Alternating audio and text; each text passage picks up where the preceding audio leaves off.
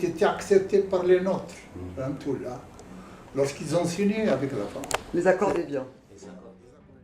Ahmed Bembela ni mmoja wa wanamajumui viongozi wa Afrika ambao kwa bahati mbaya kudumu madarakani kwa muda mrefu, lakini ameacha alama. Kukamatwa kwa Bembela na kukimbia nchi, vuguvugu liliendelea.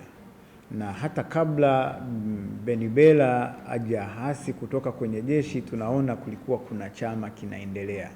Bembela akawa waziri mkuu wa kwanza wa nchi hiyo mpya iliyojitegemea, akihudumu kutoka mwaka 1962 hadi 1963. Alichaguliwa kuwa rais bila kupingwa.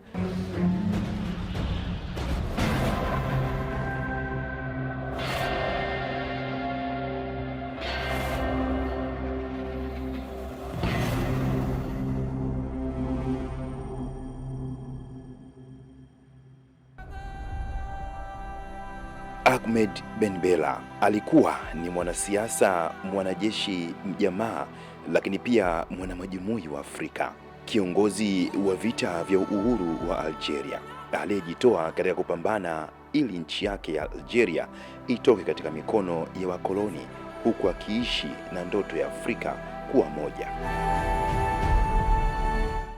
Bembela alizaliwa mnamo mwaka 1916 huko Marnia Oran, Algeria, ambayo kwa wakati huo ilikuwa chini ya koloni la Ufaransa.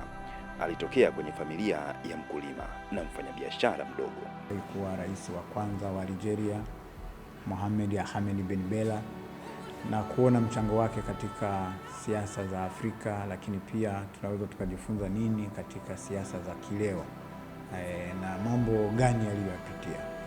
Ukimwangalia Bembela alizaliwa mwaka 1916, ni kipindi cha vita ya kwanza ya dunia. Kwa hiyo ilikuwa ni miaka miwili baada ya vita ya kwanza ya dunia, na alizaliwa katika familia ya wakulima, lakini pia wafanyabiashara. Walikuwa wanamiliki biashara ndogo ndogo ndani ya Algeria, na wako karibu na mpaka wa Morocco ndiko walipozaliwa. Na maisha yake ya awali alijitahidi, alisoma katika shule za Kifaransa, na ikumbukwe kwamba Algeria ilikuwa koloni na Mfaransa, ilitawaliwa na Wafaransa, na waliingia ndani ya Ufaransa ya Algeria Wafaransa kuanzia mwaka 1830. Na kwa hiyo mpaka tunakuja kujadiliana masuala ya Berlin, ya mkutano wa Berlin, tayari Wafaransa walikuwa tayari wana makoloni ndani ya Afrika na walikuwa wanafanya shughuli zao. Alisomeshwa katika shule za Wafaransa, na huko alianza kuchukizwa sana na ubaguzi wa rangi, chuki dhidi ya Waislamu iliyoonyeshwa na walimu wake wa kikoloni, na hakufurahishwa na utawala wa kikoloni. Akiwa katika shule ya Tlemin, alifahamiana na wanaharakati kwa mara ya kwanza wazalendo wa Algeria, ambao walikuwa wakipinga ukoloni na kutaka Algeria kuwa huru.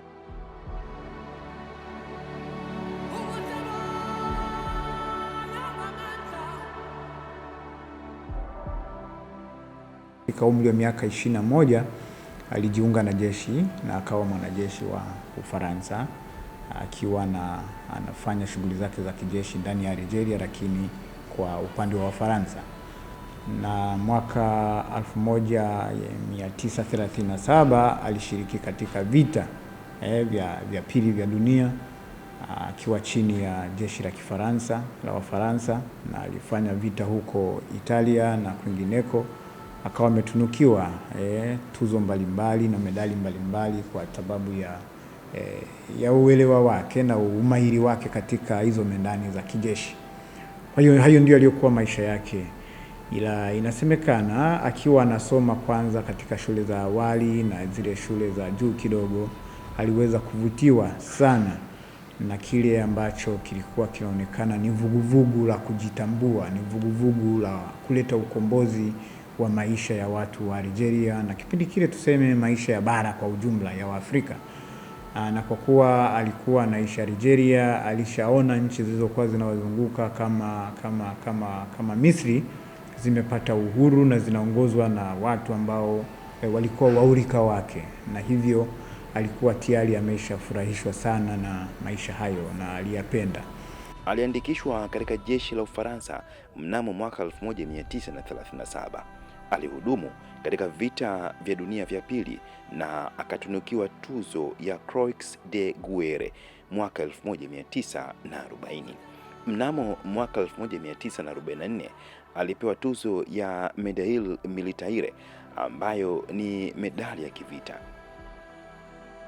Aliporejea Marnia, Ben Bella alianza tena shughuli zake za uzalendo, akikataa kutishwa na kunyang'anywa kwa shamba lake na mamlaka ya Ufaransa. Aliondoka Marnia na akajiunga na vuguvugu la chini kwa chini la Mesali Haj, na waliona kuwa matumaini ya kupata uhuru kidemokrasia ni uongo. Waliamua kutafuta mbinu mbadala ili kuendesha harakati za kutafuta uhuru.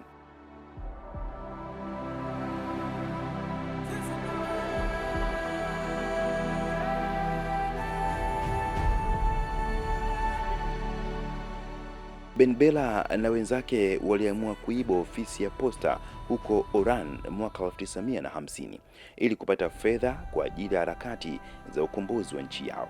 Ben Bella alihukumiwa na kufungwa, lakini alifanikiwa kutoroka baada ya kutumikia miaka 2 tu ya kifungo chake.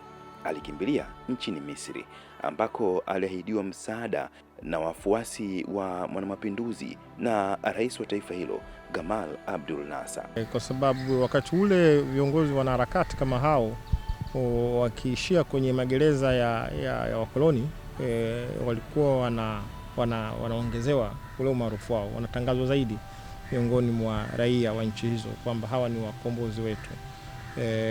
Na ukiangalia Jomo Kenyatta, marais, viongozi wengi wa Kiafrika walifungwa magerezani, na kufungwa kwao magerezani kulisababisha zile harakati zao na vyama ambavyo waliviongoza kufahamika zaidi kwa wananchi wao. Kwa hiyo kifungo cha Ben Bella na yale waliyofanya hakufanya kwa sababu yake binafsi, alikuwa anatafuta namna ya kupata rasilimali ya kuongoza harakati zao. Yote vilimpa umaarufu kama ilivyokuwa kifungo cha Nelson Mandela Robben Island kule Afrika Kusini. Kimemfanya awe mtu maarufu zaidi, na mapambano ya kudai haki kwa watu wa Afrika Kusini kufahamika duniani kupitia kifungo hicho. Hatumaanishi hivyo kwamba watu wafanye uhalifu ili wawe maarufu lakini kwenye kudai haki, kupambana kudai haki kwa maslahi ya wengi, hasa kwa wakati huo, hata yale yaliyotajwa kwenye mabano kama uhalifu, lakini ilikuwa sehemu ya mapambano.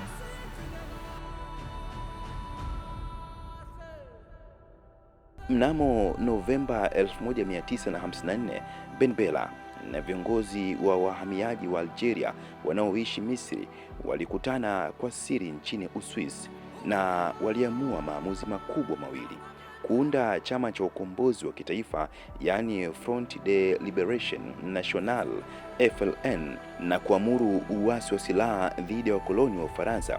Alihakikisha silaha zinaingia nchini Algeria kwa namna yoyote ili kuendeleza mapambano dhidi ya wakoloni. Ben Bella alichukua nafasi muhimu ya kisiasa katika uongozi wa FLN. Wakati huo huo, kuandaa usafirishaji wa silaha za kigeni kwenda Algeria. Wakati huo kulikuwa na harakati za chini kwa chini katika hizi nchi. Anaweza kawa viongozi wako nje wakitafuta silaha, lakini zinakuja ndani.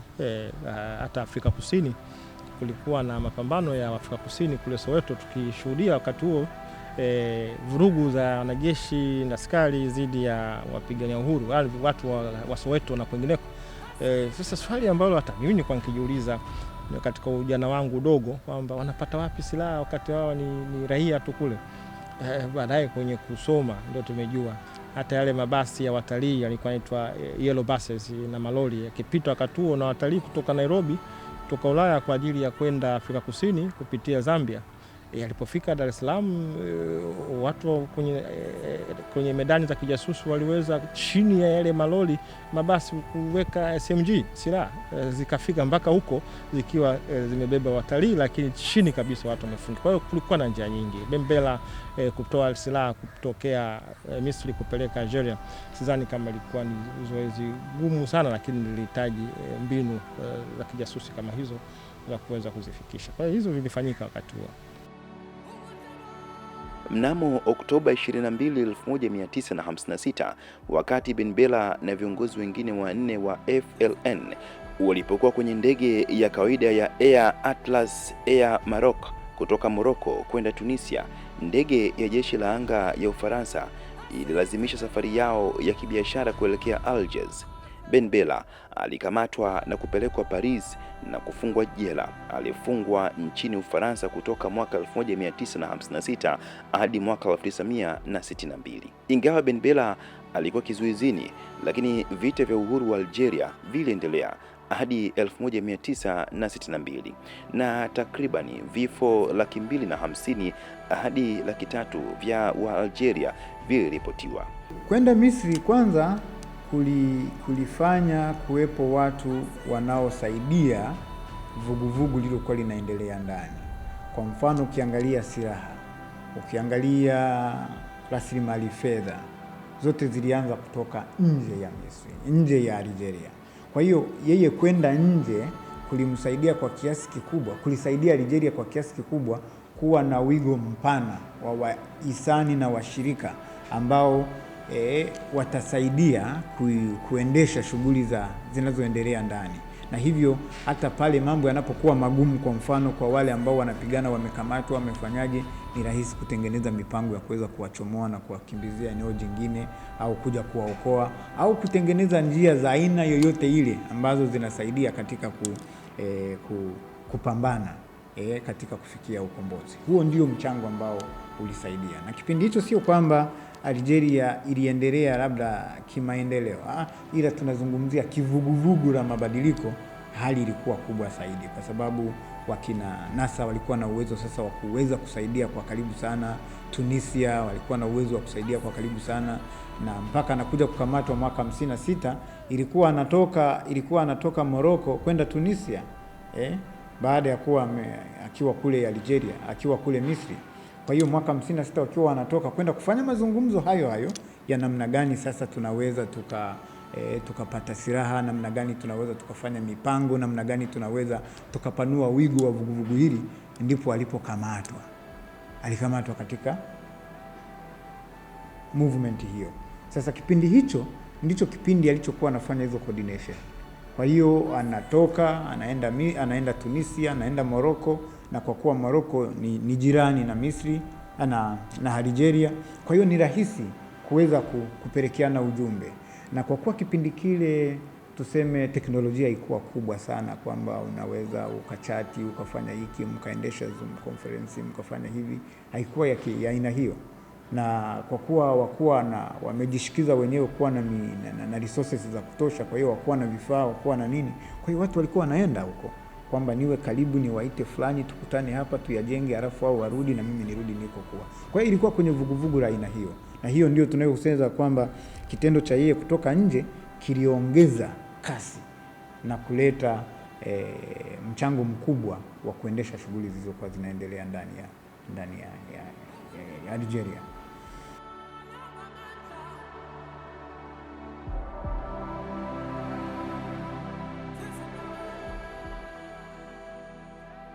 Mnamo mwaka 1962 Wafaransa walikubali na kuruhusu kura za maoni juu ya uhuru wa Algeria. Walipiga kura, waliulizwa kama Algeria inapaswa kuwa nchi huru. 99.72% walipiga kura ya ndio, huku wapiga kura waliojitokeza kupiga kura wakiwa ni 91.88%.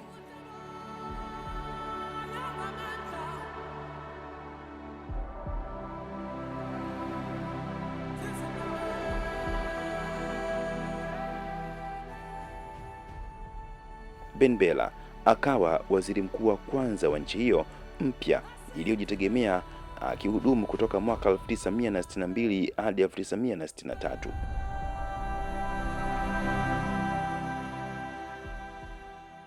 Mnamo Julai 5 mwaka 1963, miaka 132 baada ya Wafaransa kuwasili Algiers, Algeria ilitangaza uhuru wake. Alichaguliwa kuwa rais bila kupingwa na alihudumu kutoka mwaka 1963 hadi mwaka 1965. aliamini katika ujamaa na hususan ujamaa wa Kiarabu, yaani Pan-Arabic, au siasa za kijamaa za Kiarabu, yaani Arab Socialist, na alisimamia misingi ya Kiarabu.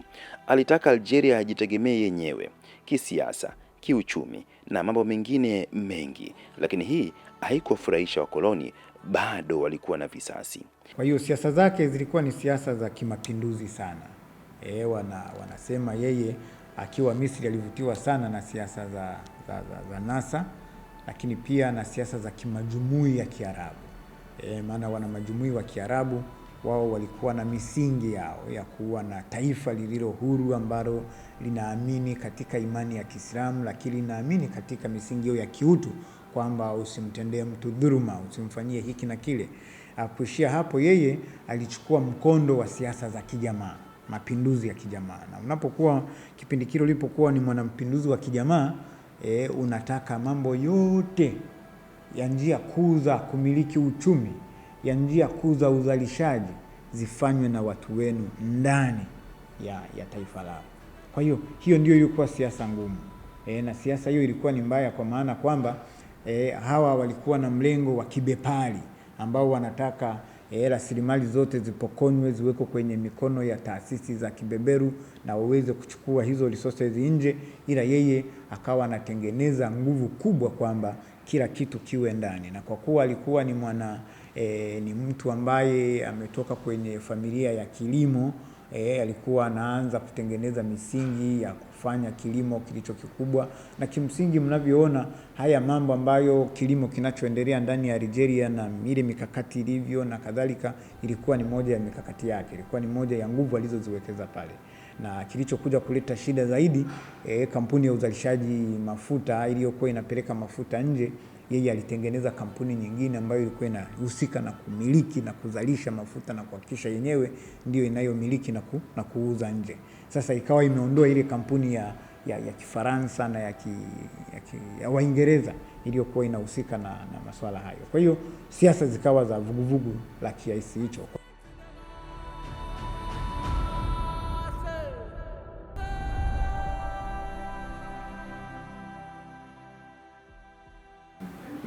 Kwa hiyo mpaka kufikia mwaka 62 baada ya huyu Ben Bella, unajua nilivyokuambia kwamba alikamatwa miaka 56 alipokuwa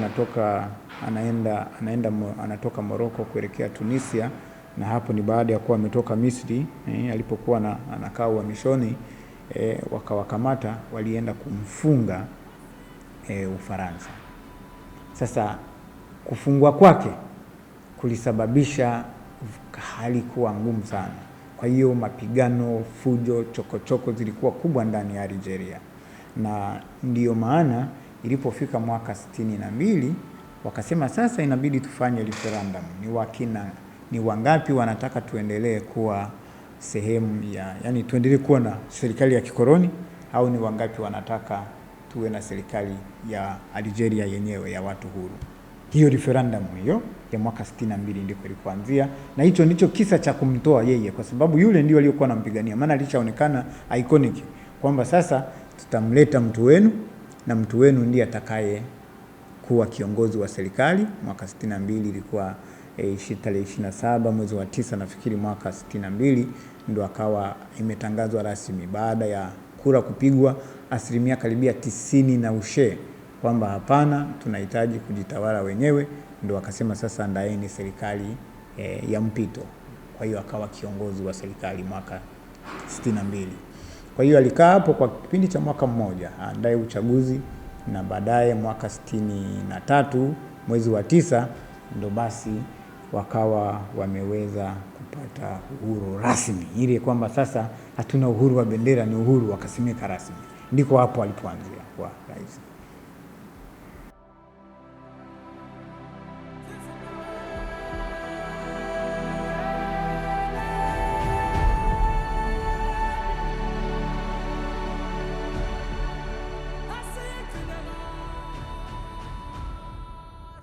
Katika kipindi hiki akiwa madarakani, alikuwa sambamba na nchi nyingine katika harakati za ukombozi wa nchi za Kiafrika ambazo bado zilikuwa chini ya wakoloni. Baadhi ya viongozi mbalimbali wa Afrika kipindi cha ukoloni walikwenda nchini Algeria kwa ajili ya mafunzo ya kijeshi.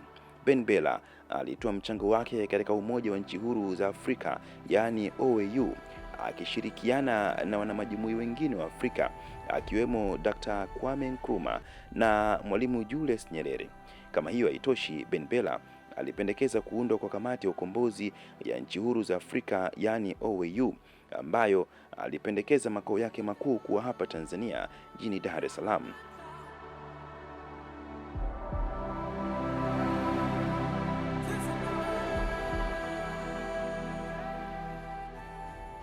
Kutokana na pendekezo la Ahmed Ben Bella kule Addis Ababa kwamba katika kujikomboa sisi wa Afrika tunahitaji kuwa na kamati, na alimuomba Mwalimu awe mwenyeji au iwe Tanzania iwe ndio nchi yenye makao makuu ya kamati hiyo, kwa maana ya iko jirani. Nchi nyingi zilizokuwa zinahitaji ukombozi zilikuwa kusini mwa Afrika, na kuiweka Dar es Salaam ilikuwa kimkakati zaidi, na ndio chimbuko la kuwepo wa kamati ya ukombozi ya kusini mwa Afrika. Sio kamati kama kamati nyingine mnazoziona, ni kamati muhimu katika ukombozi wa bara la Afrika.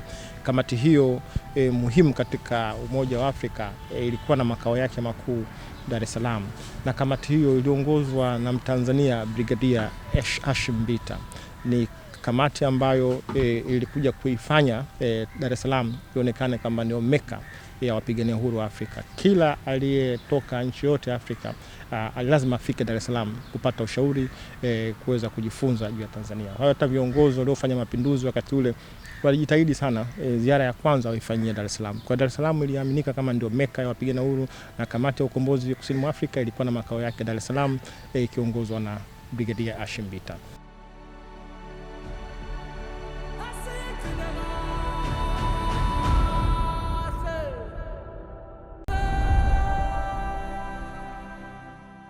Ingawa FLN kilikuwa chama pekee cha kisiasa nchini Algeria kwenye miaka ya 60, kiligawanyika. Kipo kilichoongozwa na Ben Bella na kingine kilichoongozwa na Ouari Boumediene, aliyekuwa makamu wa rais na mkuu wa majeshi. Mnamo Julai 15, 1965, Ben Bella alipinduliwa na viongozi wa jeshi waliamriwa kumkamata Ben Bella. Wakati huo Boumediene akatangazwa kuwa rais wa Algeria. Siasa zikawa za vuguvugu la kiasi hicho. Kwa hiyo sasa zinakuwa za mgawanyiko. Zinapokuwa za mgawanyiko zinaleta shida, kwa maana hauna umoja wa sauti, hamna sauti moja. Na ukumbuke hicho chama miaka ya 60, chama cha FLN ndio kilikuwa chama pekee, na hivyo kiligawanyika katika makundi mawili. Kundi la kwanza lililokuwa linaongozwa na yeye lenye msimamo mkali, tunasema walikuwa ni wana mapinduzi conservative, na upande wa pili ulikuwa unaongozwa na wale ambao walikuwa moderate, ambao walikuwa naongozwa na huyo Olali ambaye ndio alikuwa mkuu wa jeshi. Maana waligawana kipindi kile kwamba huyu utamiliki jeshi, utakuwa unaongoza ka section ka kijeshi, mimi nitakuwa naongoza hii section nyingine, ikiwa ni moja ya makubaliano ambayo waliyafanya kipindi kile wanatengeneza FLN huko Uswizi na alipokuwa bado wamishoni huko Misri. Kwa hiyo ndivyo siasa ilivyokuwa. Ilikuwa ni siasa ngumu, siasa ya mvutano, na ukijua kwamba kipindi hicho watu waliowashikilia kama wakoloni kwa miaka 132, sio rahisi kwamba utaingia ndani ya siku mbili uwe umeondoa fikra na ulali wa watu wa aina hiyo.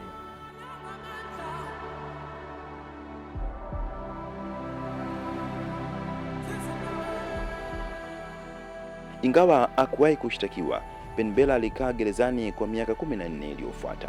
Mnamo mwaka 1979 alihamishwa kutoka jela hadi kifungo cha nyumbani, na mnamo Oktoba 30, 1980 hatimaye aliachiliwa huru. Aliondoka Algeria na kukaa miaka 10 iliyofuata uhamishoni, hasa katika nchi ya Uswisi. Mnamo mwaka 1990 Ben Bella alirejea tena Algeria hadi alipofariki 2012 akiwa na umri wa miaka 93. Ahmed Ben Bella alikuwa shujaa, mwamba na mwanamajumui wa Afrika. Alama yake haitofutika. Huyu ndiye mtoto wa Afrika, Ahmed Ben Bella.